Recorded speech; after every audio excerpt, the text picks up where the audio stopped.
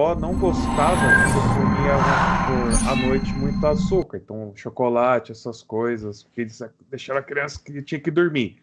Tipo, da 8 Uhum. horas tinha que dormir. Não poderia também tomar um café. Eu ficava vendo meu avô tomando aquele café, degustando, eu falava, meu Deus, eu quero experimentar, deve ser divino aquilo. E maçã, fala que maçã também, às vezes, até é melhor que o café para despertar. Para criança, assim, com autismo, tem isso daí também? Alguma coisa? Ou realmente pode deixar comer, mas não exagerar? Porque, assim, na Páscoa eu, por exemplo, eu meti o pé na jaca, eu comi chocolate pra caramba.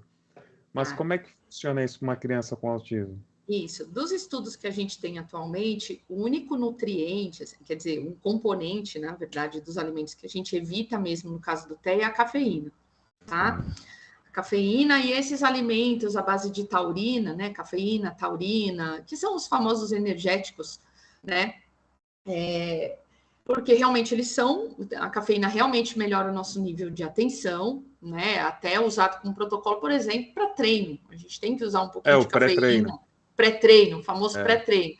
Então você vê, não é que esse alimento é vilão, mas no caso do TEA, que a gente também tem uma hiperatividade, tá? E no caso da criança, é uma questão que a gente evita, tá? Também, quando a gente tem, evita a cafeína, é a única que a gente fala assim, esse é melhor evitar.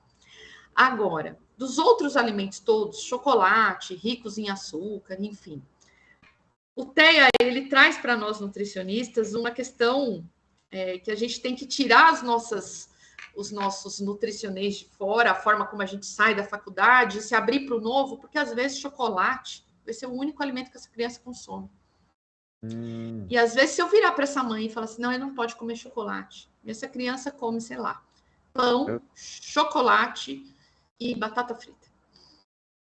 Né? Então, o que a gente vai fazer é uma orientação, mas não existe o permitido, o proibido. Existe assim, vamos organizar isso, por onde a gente começa. Tá. Né?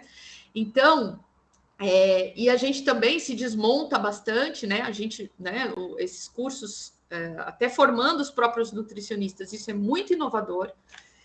Não é à toa que eu fui fazer o mestrado para isso, porque eu não encontrei um colega para atender minha própria filha quando eu precisei, especializado. A gente está tendo esses profissionais agora, isso é muito recente. E até da gente poder se desmontar, porque a gente vai pegar aquele consumo, né?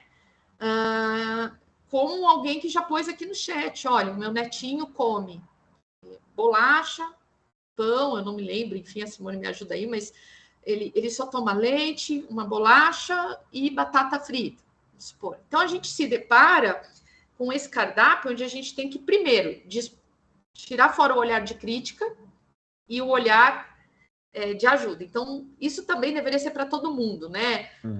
Falar assim, nossa, seu cardápio tá horrível. Olha aqui a quantidade que você toma disso. Tal. Não, a gente começa sempre reforçando o positivo e depois a gente vai para uma organização. Então, o nutricionista, ele não é um controlador alimentar, né? Então, até esse meme que tinha, isso pode, isso não pode. O nutricionista é aquele que vai ditar o que você pode e não pode comer. Está Não, educando agora. É isso. isso, nós somos um facilitador alimentar. A nossa missão é ser um facilitador. É uma pessoa que Aham. organiza a alimentação, no caso do TEA, da família para a criança, da criança para a gente precisa de um todo, que eu acho que essa era a pergunta da Simone, né? E que vem também, assim, para a gente fechar a definição de seletividade alimentar, eu falei um pouco do transtorno de integração sensorial que impacta muito na alimentação dessa criança, né? Mas mais do que isso, muito mais do que isso, vamos pegar lá a definição de TEA. O TEA é um déficit persistente de interação social. Uhum. Um dos maiores comportamentos sociais da humanidade é comer. Nós temos um ato inato, que é amamentar, esse a gente mamar, esse a gente nasce sabendo. Mas depois, o nosso próximo aprendizado é aprender a comer. E para aprender a comer, a gente sabe como que a gente aprende a comer? Vendo o outro. Vendo o outro, tá? É assim que a gente aprende a comer. E a criança com TEA, primeiro, ela tem uma dificuldade no olhar compartilhado. Então, ela tem uma dificuldade na aprendizagem por conta disso. Então, ela vai ter um atraso para desfraudar, ela vai ter um atraso para começar a falar, ou para conseguir ser verbal, ou seja, ela vai usar de outros meios para se comunicar, mas não quer dizer que ela não seja verbal, ela pode usar uma comunicação alternativa, a gente pode também falar disso daqui a pouquinho, porque hoje a gente tem que ter até cardápios para atender essas pessoas, né? E também, essa criança com TEA, ela vai precisar, ela vai aprender todas essas habilidades. Então, a primeira coisa que a gente às vezes fala, né? Muitos bebês, a primeira palavra antes de papai e mamãe é água, ou água, e ela aponta. Então, um dos primeiros sintomas do TEA é não ter esse movimento do apontar. Ele usa a mão como instrumento.